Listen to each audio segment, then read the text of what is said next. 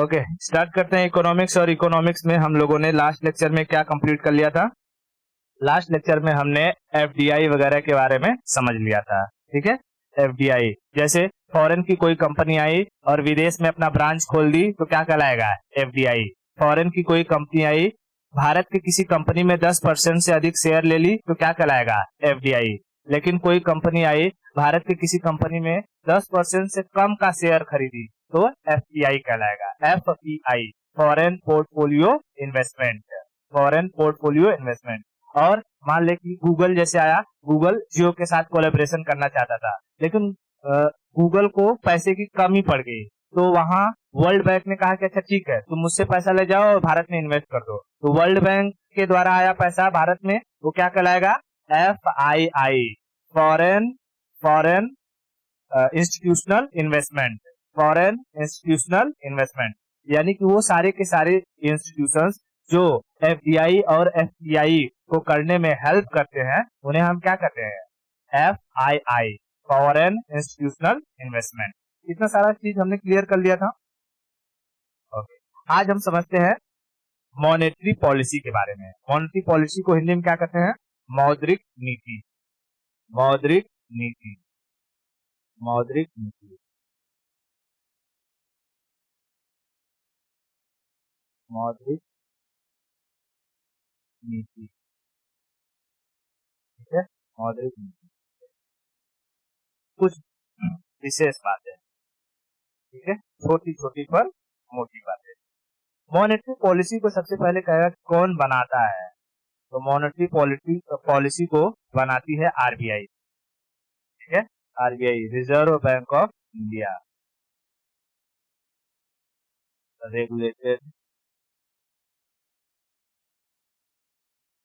Regulated by RBI. RBI, reserve bank of India. Reserve bank of India ये किसके लिए बनाती है? तो बैंकों के लिए। ठीक है, यानी इस मॉनेटरी पॉलिसी से वो किसे रेगुलेट करेगी? तो बैंकों को। बैंकों को, ठीक है, बैंकों को कहेगा कि मॉनेटरी पॉलिसी बैंकों को रेगुलेट करने से, मतलब कि मॉनेटरी पॉलिसी के द्वारा जब बैंक का रेगुलेशन किया जाता है तो उससे उससे मार्केट में किस चीज का कंट्रोल होता है? तो कैश पैसे का। कैश पैसा, और कैश पैसा को हम लोग क्या कहते हैं? लिक्विडिटी। लिक्विडिटी मैंने बताया था ना, लिक्विडिटी सबसे ज्यादा किसका होती है? कैश पैसे की। ठीक है, तो मॉनेटरी पॉलिसी बेसिकली अगर कहेगा कि मॉनेटरी पॉलिसी से हम क्या कंट्रोल करते हैं, तो लिक्विडिटी। कंट्रोल, क्या कंट्रोल करते हैं? लिक्विडिटी। मैं यहाँ लिख दूं कैश पैसा, कैश। ठीक है, कैश, लिक्विडिटी को कंट्रोल किया जाता है। लिक्विडिटी को कंट्रोल किया जाता है। क्या यह मॉनेटरी पॉलिसी एक बार बन जाता है तो कंटिन्यू रहता है? नहीं, ये मॉनेटरी पॉलिसी हर 3 महीने में बदल जाती है। कभी कभी सिचुएशन ऐसा हो जाता है कि 1 महीने में भी मॉनेटरी पॉलिसी को चेंज किया जाता है। क्यों?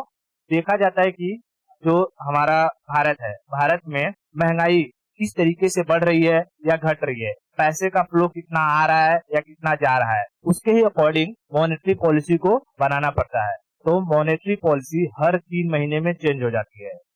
हर 3 महीने में चेंज हो जाती है, इसलिए एग्जाम में जाने से पहले लेटेस्ट मॉनेटरी पॉलिसी क्या चल रहा है उसको देख लेना। अभी मैं सारे के सारे टर्मिनोलॉजी बताऊंगा तो समझ में आएगा कि मॉनेटरी पॉलिसी के अंदर कौन कौन सी चीजें को शामिल किया जाता है। ठीक है, तो मॉनेटरी पॉलिसी क्या कंटिन्यू रहती है? मतलब कि एक बार बन गया तो वही चलते रहता है? चेंज हो जाता है। चेंज कितने महीने में? Every every 3 month.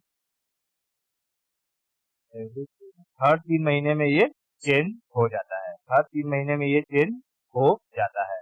RBI RBI monetary policy के जरिए किसे रेगुलेट करती है? बैंकों को। बैंकों को, ठीक है, बैंकों को। और किसे कंट्रोल करती है? तो लिक्विडिटी को। लिक्विडिटी को, लिक्विडिटी यानी कैश पैसे को कंट्रोल किया जाता है। जैसे हमारे शरीर में बहने वाला ब्लड, हमारे शरीर में बहने वाला ब्लड अगर ज्यादा तेजी से बहने लगे तो हमें क्या हो जाएगा, हाइपरटेंशन, हाई बीपी हो जाएगा। और एकदम लो लो बहने लगे तो हमें लो बीपी हो जाएगा, कमजोरी हो जाएगा। तो इसलिए हमारे शरीर को अच्छे से वर्क करने के लिए 120/80 के स्पीड से हमारे ब्लड का फ्लो होना जरूरी है। यानी हमें क्या करते हैं, नॉर्मल सिचुएशन, नॉर्मल सिचुएशन। वैसे ही देश में पैसे का फ्लो नॉर्मल सिचुएशन में होना जरूरी है। अगर पैसे का फ्लो देश में ज्यादा हो गया तो क्या बढ़ा देगा वो, महंगाई, महंगाई। और अगर पैसे का फ्लो कम हो गया तो क्या आ जाएगी, मंदी, मंदी। ठीक है, महंगाई और मंदी में फर्क समझ में आता है। जैसे चीजों का दाम बढ़ जाए, पैसे की वैल्यू घट जाए तो महंगाई हो गई। ठीक है, महंगाई हो गई। और कोई चीज मिल ही नहीं रहा है हमें, ठीक है, जैसे किसी को नौकरी मिल नहीं रही है, काम चल नहीं रहा है, पैसा आ ही नहीं रहा है, लोगों की कमाई नहीं हो रही है, तो उसमें क्या हो जाएगा, मंदी हो जाएगा। क्या महंगाई में लोगों को पैसा नहीं मिलता है, मिलता है। महंगाई में पैसा धकाधक मिलता है, लेकिन चीजों का दाम बढ़ गया रहता है। ठीक है, चीजों का दाम बढ़ गया रहता है। तो देख, अगर पैसा अधिक फ्लो करेगा, मार्केट में पैसा अधिक आ जाएगा तो अधिक पैसे से क्या बढ़ जाएगी, महंगाई। और पैसा अगर कम हो गया तो मंदी आ जाएगी, पैसा कम हो गया तो मंदी आ जाएगी। इतना दो चीज क्लियर है। मॉनेटरी पॉलिसी कौन बनाता है, आरबीआई मॉनेटरी पॉलिसी के जरिए किसे कंट्रोल करता है, लिक्विडिटी को। और किसे रेगुलेट करता है, बैंकों को। ठीक है, बैंकों को रेगुलेट करता है। इतना क्लियर है। ओके, अब हम समझते हैं। देख, भारत में बैंकों का बैंक किसे कहा जाता है, बैंकों का बैंक आरबीआई को कहते हैं। तो सबसे ऊपर होता है आरबीआई। ठीक है, आरबीआई। आरबीआई के बाद नीचे सारे के सारे कॉमर्शियल बैंक आते हैं, जैसे कि एचडीएफसी हो गया, ठीक है, आईसीआईसी हो गया, आईसीआईसीआई हो गया। ठीक है, चाहे तेरा रूरल रिजर्व बैंक हो गया, जो गांव में होता है ना, गांव में बैंक, रूरल रीजनल बैंक या रीजनल रूरल बैंक। ठीक है, ये हो गए। ये सारे के सारे बैंक किसके अंडर आते हैं, reserve bank of India, RBI के अंडर। ठीक है, ये बैंक इनमें जो पैसा होता है, अगर कभी इन बैंकों को पैसे की जरूरत पड़ती है, जैसे तेरे पास पैसा है, तू काम कर रही थी क्लिनिक पे, तुझे पैसा मिल रहा था, तो अगर कभी कभी कुछ ऐसा काम हो गया, तुझे ज्यादा पैसे की जरूरत पड़ी, तो तू किससे मांगती थी, मम्मी से, मम्मी से। ठीक है, मम्मी तेरे लिए क्या होगी, तेरा reserve bank of India, RBI. वैसे ही जब इन बैंकों को पैसे की जरूरत पड़ती है तो ये लोग आरबीआई से पैसा मांगते हैं। ठीक है, आरबीआई से पैसा मांगते हैं। और ये जो हमें जरूरत पड़ती है, जैसे पब्लिक को तो हम किससे पैसा मांगते हैं, बैंकों से, बैंकों से। क्या तू कभी आरबीआई में गई है, ओ आरबीआई हमको 1 लाख रुपया दे दो, नहीं ना। हम बैंक में जाते हैं, एचडीएफसी, आईसीआईसी, यूनियन, एसबीआई, तमाम बैंक है, वहां पर जाते हैं, अपना खाता खुलवाते हैं और वहां से पैसा लेते हैं। ठीक है, अब समझ, ध्यान से इस चीज को पहले समझना। जैसे कि अगर तू गांव में है, ठीक है, गांव में तुझे पैसे की जरूरत पड़ेगी तो तू जाएगी अपने गांव के साहूकार के पास। ठीक है, साहूकार जो पैसे देने वाले होते हैं उनको क्या कहते हैं, मनी लेंडर, मनी लेंडर्स। ठीक है, मनी लेंडर। उनके पास जाएगी और कहेगी कि देखिए हमको पैसे की जरूरत है, कुछ हमें पैसा दे दीजिए, खेती बुआई करनी है, बेटी की शादी करनी है, कुछ कुछ कुछ तो जरूरत है, दे दीजिए। तो जब गांव में साहूकार पैसा देता है तो साहूकार मंथली वो लेता है, इंटरेस्ट लेता है मंथली। साहूकार कहेगा ठीक है, मैं तुमको 1 लाख रुपया दे रहा हूँ, कितना, 1 लाख, 1 लाख दे रहा हूँ, लेकिन मैं मंथली 5% टैक्स लूंगा। मंथली कितना परसेंट टैक्स लूंगा, 5%। तो बता एक साल में ये कितना परसेंट टैक्स ले लेगा, 60%, 60%। ठीक है, 60%। और वहीं पर अगर तू जाती है एसबीआई के पास या किसी भी बैंक के पास, बैंक से कहती है कि मुझे 1 लाख रुपया दे दो, बैंक कहती है ठीक है ले जाओ, और मुझे साल भर बाद तुम क्या दे देना, 10% टैक्स दे देना, 10% टैक्स। तो तू 1 लाख का 10% कितना हो जाएगा, 10,000। तो तू 1,10,000 रुपया किसको दे देगी? एसबीआई को, बैंक को। लेकिन वही अगर साहूकार को रिटर्न करने जाएगी तो कितना देगी? 1,60,000 रुपया। 1,60,000 रुपया। सोच, साहूकार लोग गांव में कितना लूटते थे, ठीक है, मजबूत एकदम लूटते थे कि नहीं।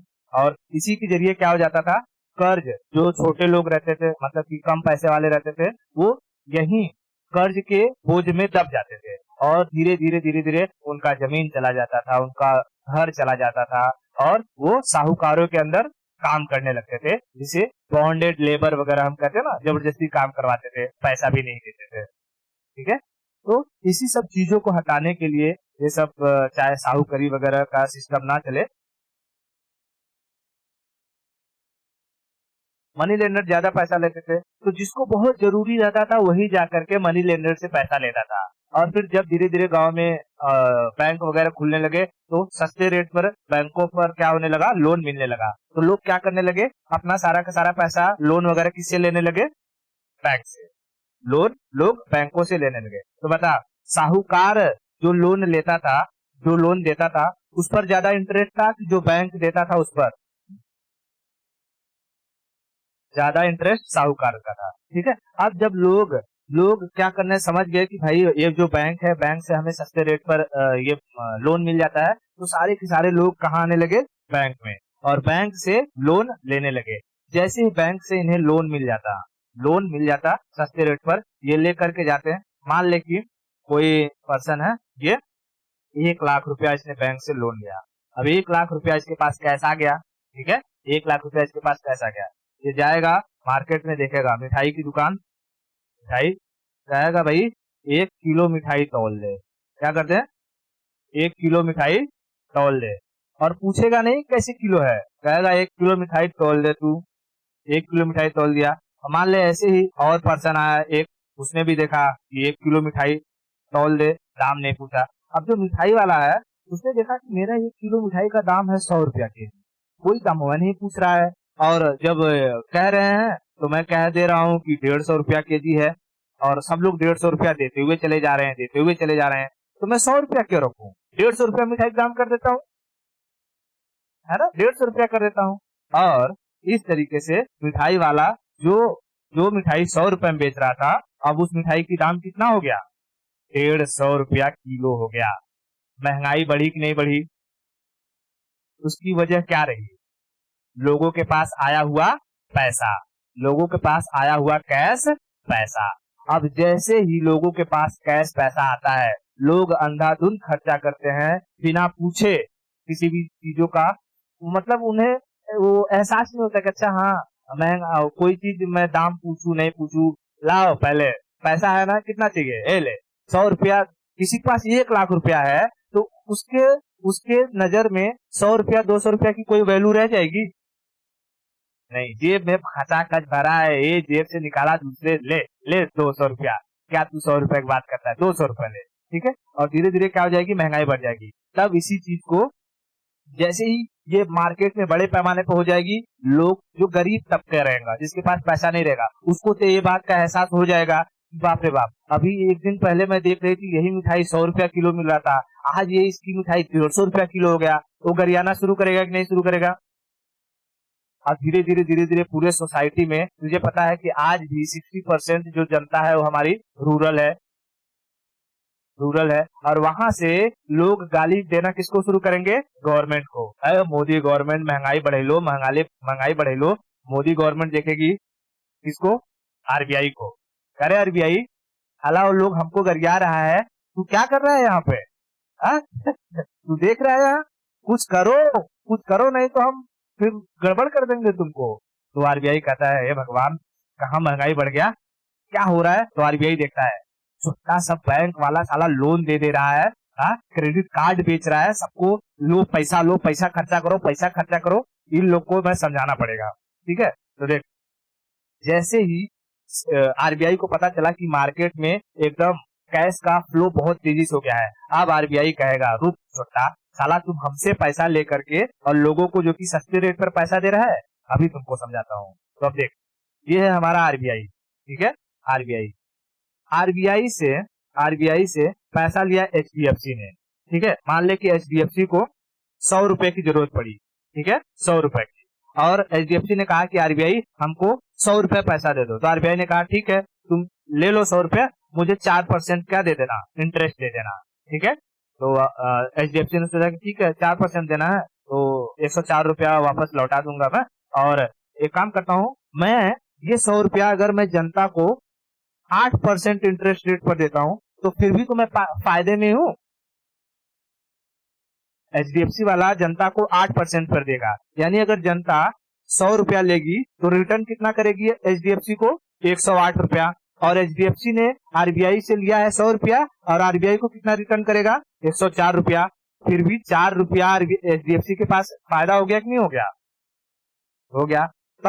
तब यही आरबीआई कहता है साला हम तुमको कम रेट पर जो कि इंटरेस्ट दिया तो तुम जो कि लोन बांट दिया, एक काम करता हूँ ले इंटरेस्ट रेट 40 रुपया, 40% कर देता हूँ, ठीक है, 40%, यानी अगर तुम मुझसे 100 रुपया लेगा तो रिटर्न कितना करेगा, 140 रुपया, 140 रुपया। अब बता, यहाँ पर आरबीआई ने अपना इंटरेस्ट बढ़ाया तो क्या एचडीएफसी अभी भी 8% पर देगा, नहीं। अब एचडीएफसी कहेगा हे भगवान उसने 40 कर दिया, ले मैं 80% कर देता हूँ, 80%, ठीक है, यानी कि अगर जनता लेगी 100 रुपया तो रिटर्न कितना करना पड़ेगा, 180 रुपया। क्या कोई लोन लेने जाएगा एचडीएफसी से, नहीं, लोन लेने नहीं जाएगा। तो मान ले ये पर्सन है, ये पहले जब 8% था तो 8% पे लोन ले लेती थी 1 लाख रुपया, और ले करके फटाक से जाती थी मिठाई खरीद लेती थी। अब जो कि इसके पास 1 लाख रुपया खत्म हो गया, इसने सोचा कि फिर से लोन लेने जाऊं, तो अब इसने देखा कि बाप रे बाप इंटरेस्ट रेट तो 80% हो गया है, अब नहीं लोन लूंगी, जा दो इतने में ही काम चलाती हूँ जो मेरे पास है। तो ये जब मिठाई के दुकान से गुजरेगी, ये पर्सन जब मिठाई के दुकान से गुजरेगी तो मिठाई वाला पूछेगा ना, आ गया, आ रहा है, हाँ हाँ मैडम मिठाई बांध दो 1 किलो, बोलेगी ना रे पैसा ना मिला, पैसा ना मिला पैसा ना मिला मुझे, बैंक ने पैसा नहीं दिया, मतलब कि इंटरेस्ट रेट बहुत हाई है, मैं पैसा नहीं लूँ, ये चुपचाप चले जाएगा घर पे।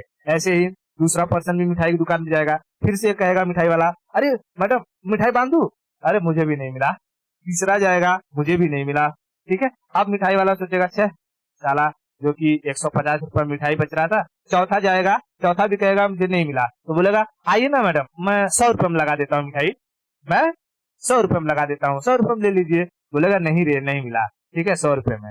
अब पांचवा आया, मान लो पांचवा के पास पैसा था, इसने खरीद लिया 100 रुपए में, ठीक है, तो 100 रुपए में खरीदा, बता 150 से मिठाई का दाम 100 रुपया हुआ, महंगाई घटी कि नहीं घटी, महंगाई घटी, यानी कि जहां रिजर्व बैंक ने अपना इंटरेस्ट रेट बढ़ाया, इंटरेस्ट रेट बढ़ाने से महंगाई पर कैसा असर पड़ रहा है, इंटरेस्ट रेट अगर बढ़ रहा है तो महंगाई घट रही है, इंटरेस्ट रेट बढ़ रहा है तो महंगाई घट रही है। तो देख लीजिए रिजर्व बैंक कैसे बैठे बैठे मार्केट की महंगाई को कंट्रोल कर रही है।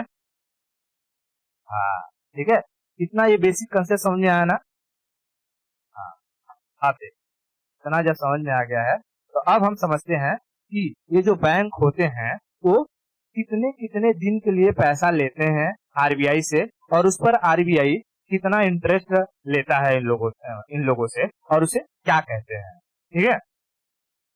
ओके समझ, जैसे कभी बैंकों को एक दिन के पैसे की जरूरत पड़ी, ठीक है, एक दिन, जैसे कि कैसा हो गया, मान ले 31 दिसंबर चल रहा है और 1 तारीख नया महीना आने वाला है, मतलब कि नया साल का पहला दिन आने वाला है, तो बता नए साल के पहले दिन में सब लोग जम के खर्चा करेंगे कि नहीं करेंगे, जम के खर्चा करेंगे, बैंकों से पैसा निकलेगा, एटीएम से पैसा निकलेगा धकाधक, और अगर उसी एक दिन के लिए बैंकों के पास पैसा नहीं रहा तो बैंकों का नाम इज्जत रेपुटेशन जाएगा कि नहीं जाएगा, बैंकों को घाटा लगेगा कि नहीं लगेगा, लगेगा। तो इसलिए बैंक क्या सोचते हैं कि कोई बात नहीं, एक दिन के लिए हम क्या ले लेते हैं, आरबीआई से पैसा उधार ले लेते हैं एक दिन के लिए। तो जब भी बैंक आरबीआई से एक दिन के लिए पैसा लेते हैं, कितने दिन के लिए, एक दिन के लिए, तो उसे हम कहते हैं एमएसएफ, ठीक है।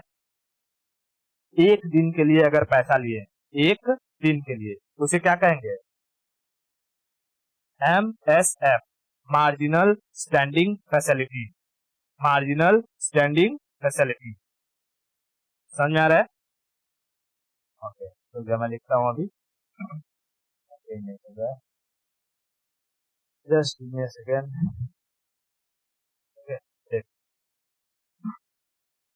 यहाँ सुना, आरबीआई से एचडीएफसी ने लिया पैसा एक दिन के लिए, ठीक है, 1 डे के लिए, तो क्या कहलाएगा, MSF, ठीक है,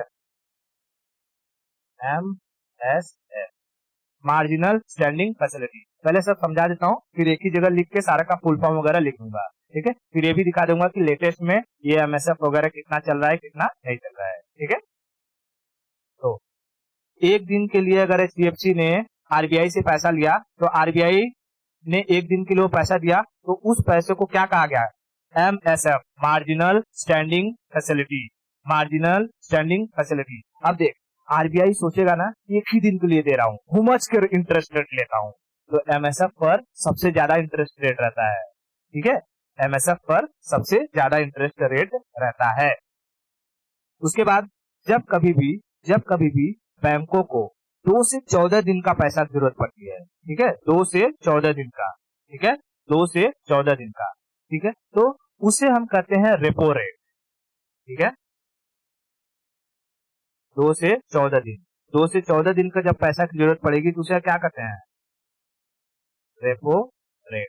जब भी आरबीआई बैंकों को 2 से 14 दिन के लिए पैसा देगी तो उसे क्या कहेंगे, रेपो रेट, रेपो रेट।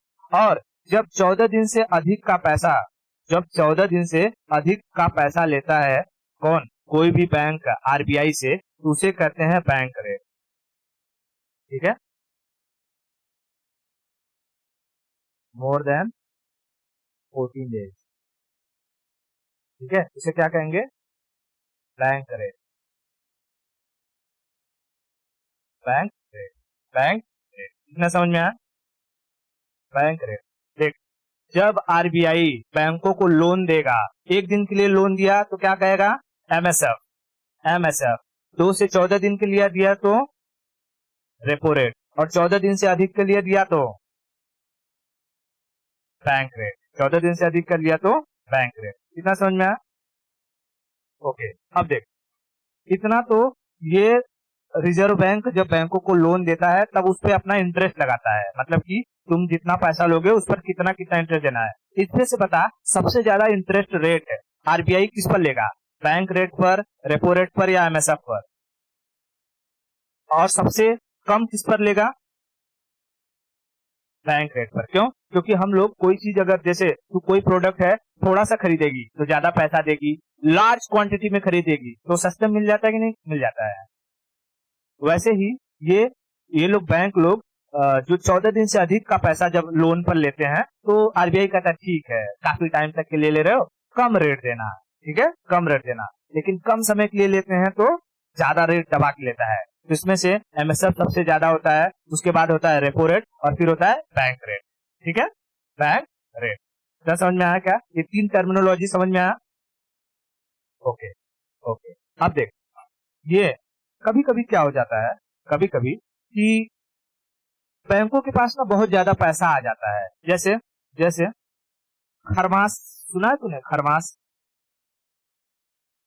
हाँ, मकर संक्रांति के पहले का 14 दिसंबर से लेकर के 14 दिसंबर से लेकर के 14 जनवरी तक का ये जो टाइम पीरियड रहता है उसे भारत में क्या कहते हैं, खरमास। इस वक्त में भारत में मैक्सिमम लोग कोई शुभ काम नहीं करते हैं, किसी की शादी नहीं होती है, किसी का जो कि घर नहीं बनता है, कोई कोई प्रोडक्ट खरीदता नहीं है। तो जब ये सब चीजें बंद हो जाएंगी तो पैसे का फ्लो बंद हो जाएगा, नहीं हो जाएगा, बैंकों के पास बैंक में ही पैसा पड़ा रहेगा, है ना, बैंकों के पास पैसा बैंक में पड़ा रहेगा। जो लोग सोचते हैं कि अभी पैसा बैंक में पड़ा है, एक काम करते हैं, ये पैसा हम ना आरबीआई को दे देते हैं, ये पैसा क्या कर देते हैं, आरबीआई को दे देते हैं, और कहते हैं कि आप हमारा हमसे क्या कर लीजिए, हमारा पैसा ले लीजिए। तो जब भी बैंक अपना पैसा आरबीआई को देते हैं तो उसे कहते हैं रिवर्स रेपो रेट। क्या कहते हैं, रिवर्स रेपो रेट। बता, जब जब ये बैंक लोग अपना पैसा आरबीआई को देंगे तो आरबीआई बैंकों को कुछ इंटरेस्ट देगा कि नहीं देगा,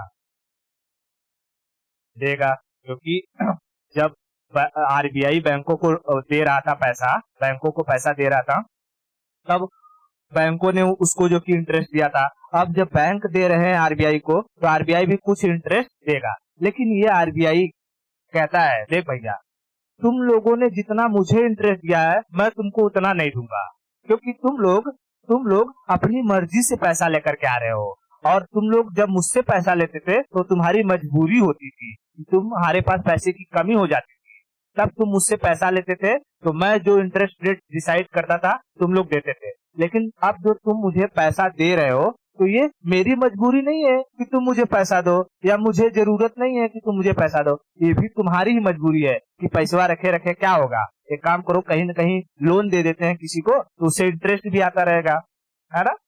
तो इसीलिए आरबीआई जब रिवर्स रेपो रेट पर जो इंटरेस्ट देता है, वो रेपो रेट से कम होता है।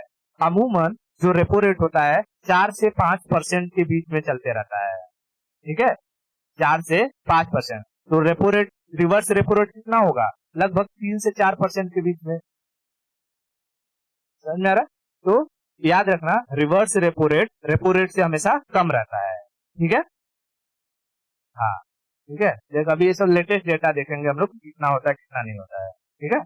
तो पहले ये 4 चीज समझ में आया, bank rate, MSF, repo rate और रिवर्स रेपो रेट।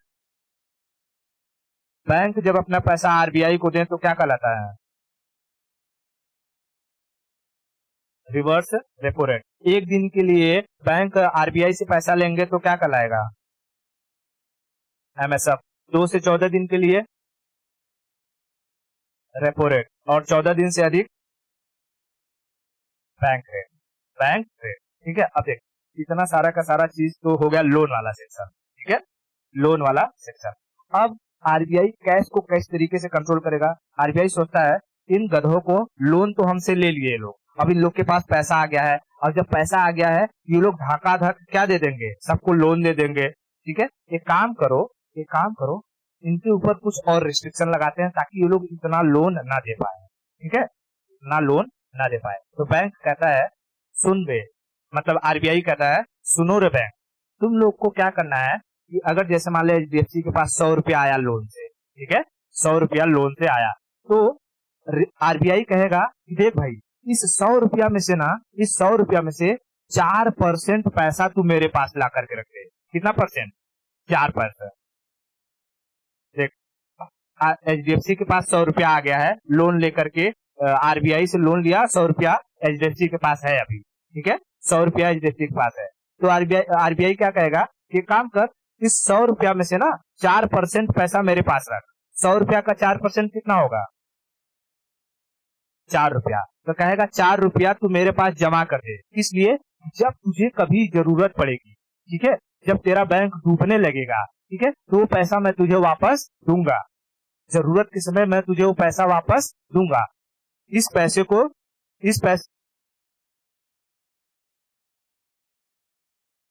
अरे आरबीआई ने पैसा दिया 100 रुपया किसको?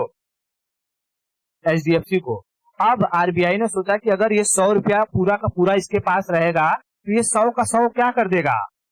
लोन दे देगा लोगों को, और लोगों के पास चला जाएगा कैश, ठीक है, लोगों के पास चला जाएगा कैश। तो आरबीआई यही कहती है कि ये 100 रुपया पूरा का पूरा लोन नहीं जाना चाहिए।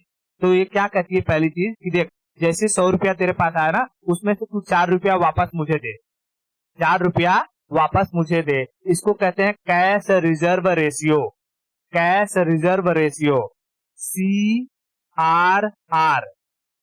CRR सुना है कि नहीं?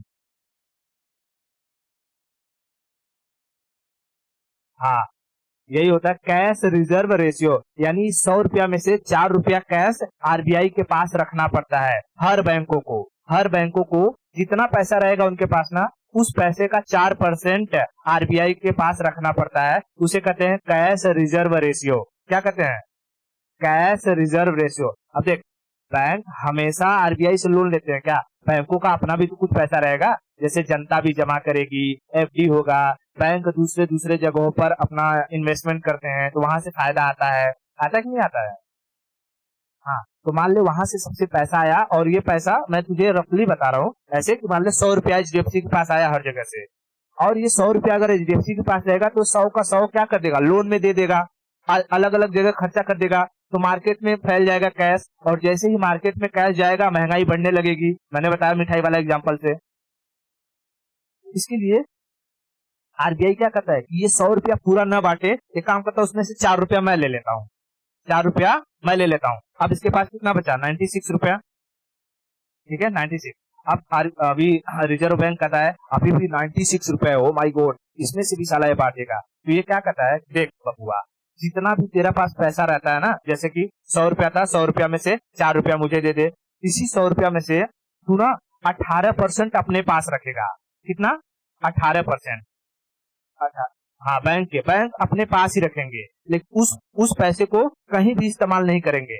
जैसे कि होता है ना हमारा एक गुल्लक होता है, गुल्लक, गुल्लक हम लोग गुल्लक में जो पैसा डाल देते हैं क्या उसका इस्तेमाल करते हैं, गुल्लक तोड़ने के बाद इस्तेमाल करते हैं। वैसे ही बैंकों को कहा आरबीआई ने कि तुम लोग अपने पूरे पैसे का 18%, 18%, कितना, 18% अपने गुल्लक में रख दो, उसको रखे रहो, सिर्फ देखना, उसका इस्तेमाल नहीं करना, ठीक है, उसका इस्तेमाल नहीं करना। उसको कहते हैं SLR, statutory liquidity ratio, statutory liquidity ratio, SLR। बता, SLR क्या रिजर्व बैंक के पास जमा होता है?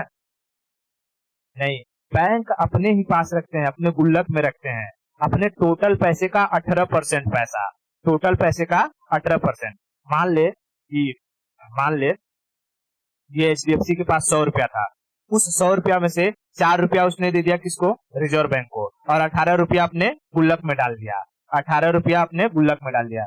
बता, कैश रिजर्व रेशियो से चला गया 4 रुपया, 18 रुपया चला गया एसएलआर से, 22 रुपया। 100 रुपया में से तो 22 रुपया एकदम फिक्स हो गया कि ये 22 रुपए यहाँ पर जनता के पास नहीं जाएंगे, 22 रुपए जनता के पास नहीं जाएंगे। तो कुछ अमाउंट में ये कैश कैश जो कि मार्केट में फ्लो होने से रुका कि नहीं रुका, रुका ना।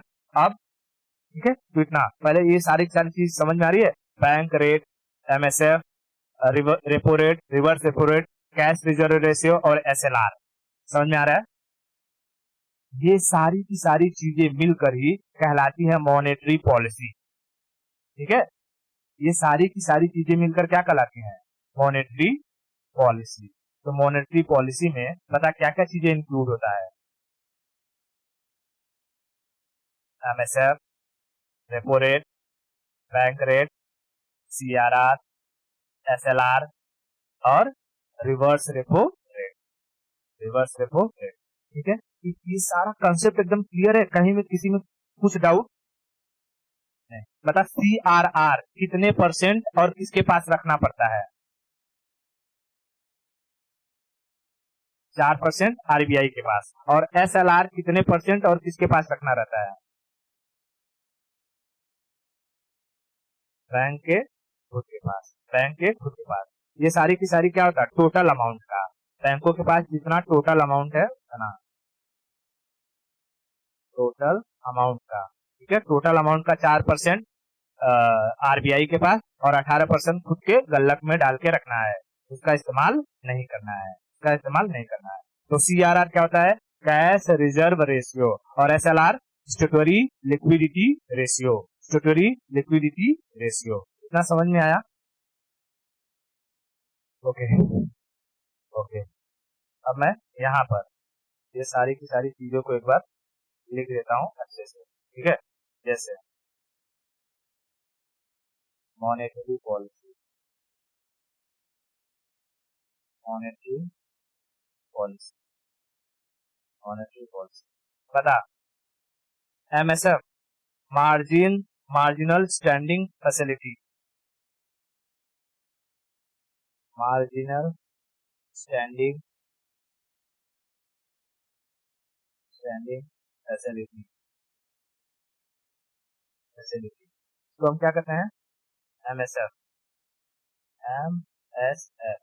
ये कितने दिन के लिए होता है, 1 दिन के लिए, ठीक है, 1 दिन के लिए। दूसरा होता है रेपो रेट, रेपो रेट, ये कितने दिन के लिए होता है? 2 से 14 दिन के लिए होता है। ठीक है। तो तीसरा होता है बैंक रेट। बैंक रेट ये कितने दिन के लिए होता है? More than 14 days. More than 14 days. ये तीनों ही चीजें कौन लागू करता है? आरबीआई। किस वक्त? जब वो बैंकों को लोन देता है। बैंकों को लोन देता है। जब बैंक अपना पैसा आरबीआई के पास रखते हैं तो उसे क्या कहते हैं? Reverse repo rate. Reverse repo rate. Reverse repo rate. Reverse repo rate. ठीक है। Reverse repo rate. जब बैंक अपने टोटल अमाउंट का 4% आरबीआई के पास रखेंगे तो उसे क्या कहेंगे? सीआरआर। Cash reserve ratio. ठीक है। 4% ऑफ टोटल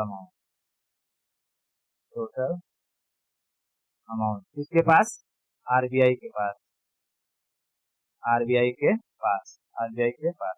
और छठवां होता है 18% टोटल अमाउंट का अगर बैंक अपने पास खुद गुल्लक में रख ले तो? एसएलआर। एसएलआर स्टैट्यूटोरी लिक्विडिटी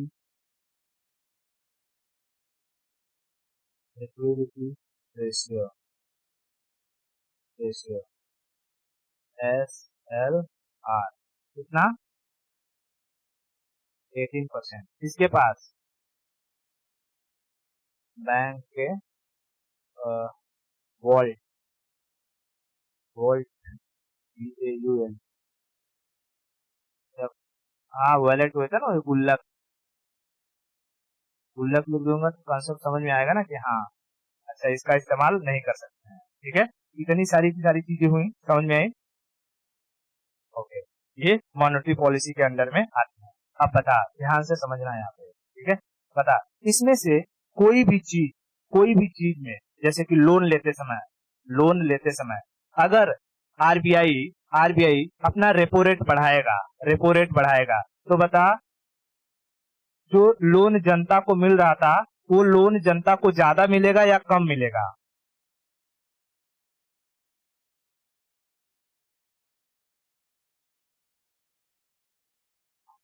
अच्छा यहाँ समझ। ये है आरबीआई। आरबीआई ये है बैंक। बैंक और ये है पब्लिक। पब्लिक। ठीक है। पब्लिक। आरबीआई ने बैंक को लोन दिया 4% पर और इसे हमने कहा रेपो रेट। ठीक है। रेपो रेट मान लेते हैं। अब बैंक ने जनता को लोन दे दिया 8% पर। 8% पर अब आरबीआई क्या कर रहा है? आरबीआई कर रहा है इस इस रेपो रेट को 40% कर दिया। 40%। तो बैंक क्या इसी 8% पर ही पब्लिक को लोन देगा? नहीं, बैंक भी अपना क्या कर देगा? अपना इंटरेस्ट रेट बढ़ा देगा। कर दिया 80%। क्या अब पब्लिक लोन लेने आएगी? जब लोन लेने नहीं आएगी तो क्या क्या मार्केट में पैसा आएगा? नहीं। यानी कि जब भी आरबीआई अपना रेपो रेट बढ़ाएगा, लोन घट जाएगा, लिक्विडिटी घट जाएगी, महंगाई घट जाएगा। समझ में आया?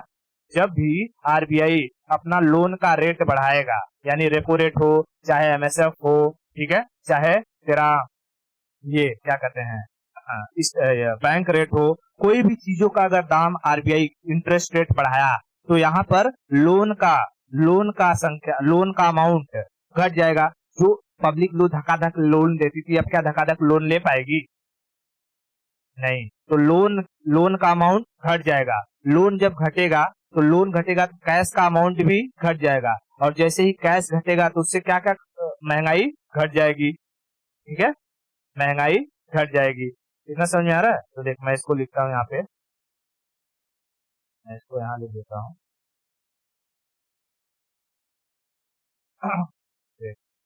रेपो रेट, रेपो रेट अगर बढ़ा तो यहाँ पर एक होता है लोन, लोन क्या हो जाएगा, घट जाएगा।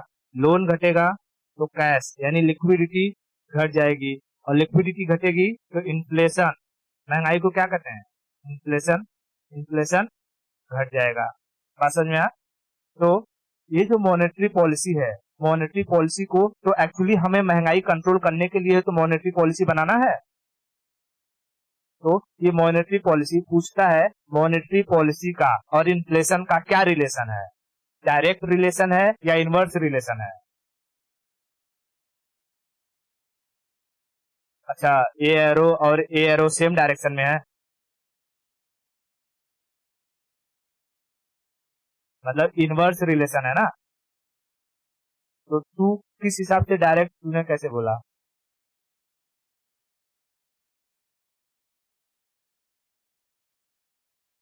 नहीं नहीं, अरे उधर जो चेंजेस हो रहा है उसका इधर पर क्या फर्क पड़ रहा है। अगर मैं यही कहूँ कि रेपो रेट अगर कम कर दे, रेपो रेट कम कर दे, आरबीआई जो अपना ये लोन दे रहा है वो 4% न देकर कहा कि अच्छा 2% पर ले जाओ, तो जहाँ यहाँ 2% पर ले जाएगा, बैंक भी अपना लोन क्या कर देगा, कम कर देगा।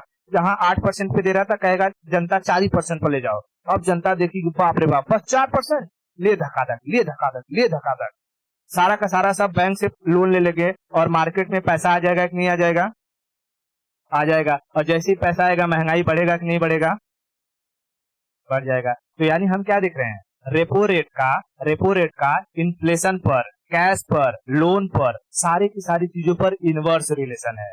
क्या है, इनवर्स रिलेशन, इनवर्स रिलेशन। बात समझ में आ रहा है?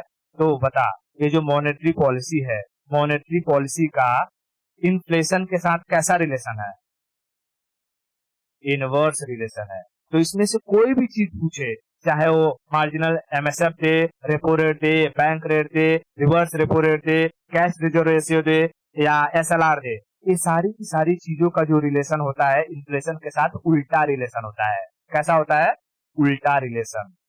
ठीक है, हमेशा इनवर्स रिलेशन। तो याद रखना, monetary policy, monetary policy inversely proportional to inflation.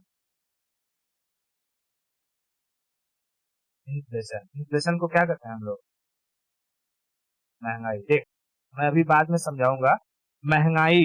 Actually में इन्फ्लेशन का जो मीनिंग होता है मुद्रास्फीति, मुद्रास्फीति। ठीक है,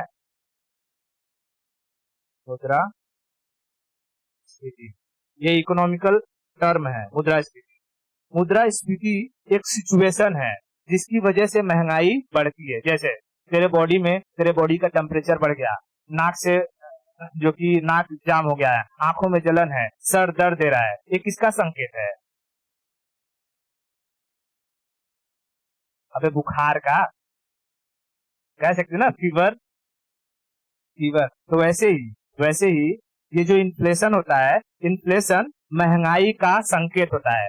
कहेगा कि इन्फ्लेशन बढ़ा मतलब महंगाई बढ़ा, शरीर का टेम्परेचर बढ़ा मतलब तेरा बुखार बढ़ा, कहते हैं ना, शरीर का टेम्परेचर बढ़ा मतलब बुखार बढ़ा। तो वही इन्फ्लेशन बढ़ा यानी मुद्रास्फीति बढ़ेगा, महंगाई बढ़ेगा। तो इन्फ्लेशन एक स्थिति होती है जिसकी वजह से महंगाई बढ़ती या घटती है। इन्फ्लेशन कम हुई तो महंगाई कम होगी, इन्फ्लेशन बढ़ी तो महंगाई बढ़ जाएगी। बात समझ में आया? तो देख, हम ये तो मैं तुझे समझाने के लिए बोला कि इन्फ्लेशन मतलब महंगाई, लेकिन महंगाई और इन्फ्लेशन इनडायरेक्टली देखे तो एक ही चीज है, जैसे मैं बुखार और टेम्परेचर, लेकिन इन दोनों का एक अलग अलग मतलब होता है। बस दिमाग में वो कॉन्सेप्ट लेके चलना। अगर कोई जैसे इंटरव्यू में पूछ देगा कि क्या महंगाई और मुद्रास्फीति एक ही है, तो कहना नहीं सर, महंगाई मुद्रास्फीति की वजह से जनरेट होती है। मुद्रास्फीति क्या है, एक रीजन है। जैसे ऐसे ही एग्जांपल लेके समझाना कि जैसे मेरे बॉडी में टेम्परेचर बढ़ गया, हेडेक होने लगा, तो हम क्या समझते हैं, बुखार आया है। वैसे ही अगर इन्फ्लेशन में बढ़ाव हुआ तो हम कहेंगे महंगाई बढ़ गई है। ठीक है, तो इन्फ्लेशन की वजह से, इन्फ्लेशन एक ऐसी सिचुएशन है जिससे महंगाई जनरेट होती है। बात समझ रहा है? जैसे हमारे शरीर में होने वाला चेंजेस वो हमारा इंडिकेशन है कि हमें बुखार आया है, वैसे ही इन्फ्लेशन इस मार्केट में होने वाली ऐसी सिचुएशन है जो हमें महंगाई को बताती है। ठीक है, तो क्या महंगाई और मुद्रास्फीति एक ही है? नहीं, ये बस नॉर्मल सा फर्क है इसमें। तुझे किस तरीके से कहना है, नॉर्मली देखेगी तो आम लोगों को समझाने के लिए हाँ एक ही है, इन्फ्लेशन मतलब मुद्रास्फीति, महंगाई, कोई दिक्कत नहीं है, मुद्रास्फीति टेक्निकल टर्म है। ठीक है, तो लेकिन जब तू किसी मतलब ऐसा इकोनॉमिस्ट बैठा हो और तू उस लेवल पर हो, उससे पूछे तो बस तुझे इस तरीके से समझाना होगा, नहीं सर मुद्रास्फीति और महंगाई हम एक ही नहीं कह सकते, मुद्रास्फीति की वजह से आने वाली सिचुएशन महंगाई कहलाती है। बात समझ में आई क्या? हाँ, ये सारा का सारा मॉनेटरी पॉलिसी समझ में आया? बता, आरबीआई अगर एक दिन के लिए लोन देती है तो उसे क्या कहते हैं? एमएसएफ। और आरबीआई अगर 2 से 14 दिन के लिए लोन दी तो, और 14 दिन से अधिक, बैंक रेट। बैंक अपना पैसा आरबीआई के पास रखे तो लोन के रूप में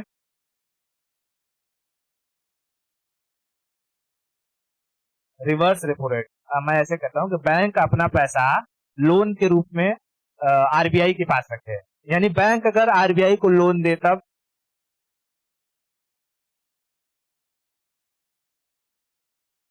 नहीं रे बाबा, बैंक अगर आरबीआई को लोन दे रहा है तो मतलब वो क्या हो रहा है कि उस पे आरबीआई कुछ ना कुछ इंटरेस्ट देगा, लेकिन ये जो कैश रिजर्व रेशियो होता है ना, इस कैश रिजर्व रेशियो पर आरबीआई कोई भी इंटरेस्ट नहीं देता है। ये चीज यहाँ नोट डाउन कर, नो इंटरेस्ट,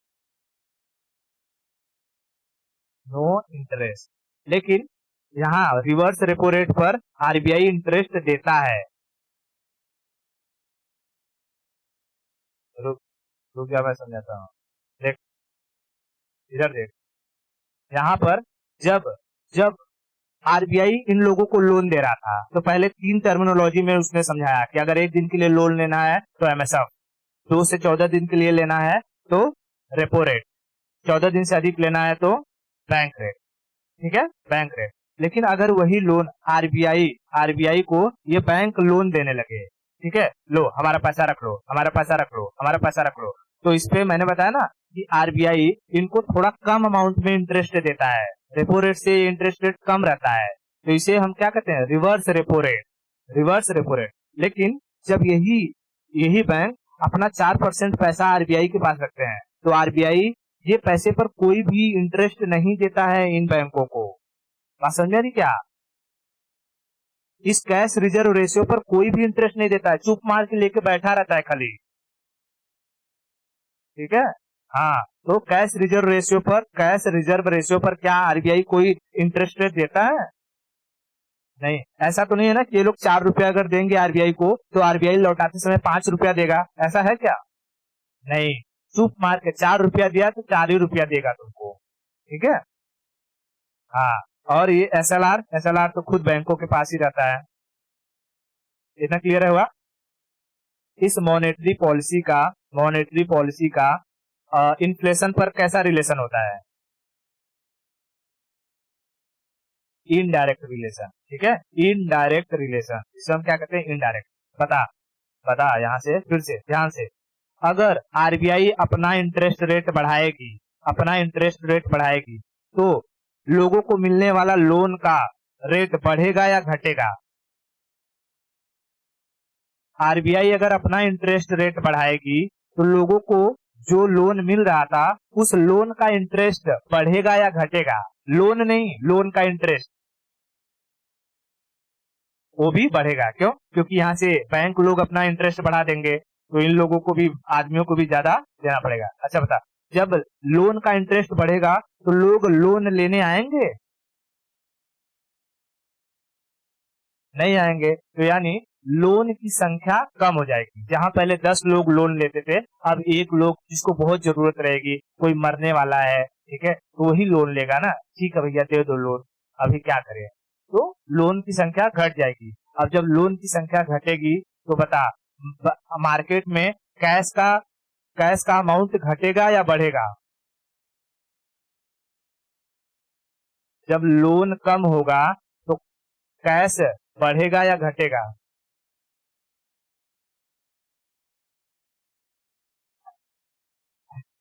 बैंकों के पास से नंबर ऑफ लोन कम हो रहे हैं। पहले 10 लोग लोन ले आते थे, अब 2 ही लोग लोन ले रहे हैं।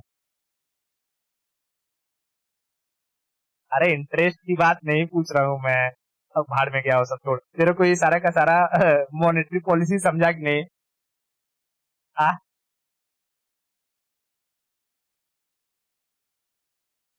हाँ, इतना समझ में आया तेरे को ना? हाँ बस, ये मॉनेटरी पॉलिसी में क्या क्या चीजें इंक्लूड होता है तुझे समझाना, ये 5 चीजें 6 चीजें। हाँ बस, इतना ही ध्यान में रख, बाकी तेरे को और कुछ याद नहीं करना है। ठीक है, इतना ही ध्यान में रख, बाकी चीजें कोई भी चीज याद नहीं करना है। आज के लिए इतना ही रखते हैं। आगे की क्लास में मैं तुझे बताऊंगा कि कैसे जो पैसा ऑलरेडी बैंक में जमा नहीं है, जो पैसा लोगों के हाथों में है, उस पैसों को कैसे कंट्रोल किया जाता है और उसे कौन सी पॉलिसी बनाई जाती है उसे कंट्रोल करने के लिए। हम लोग कहते हैं उसे ओपन मार्केट पॉलिसी। ठीक है, वो सब चीजों को हम लोग नेक्स्ट लेक्चर में करेंगे। ठीक है।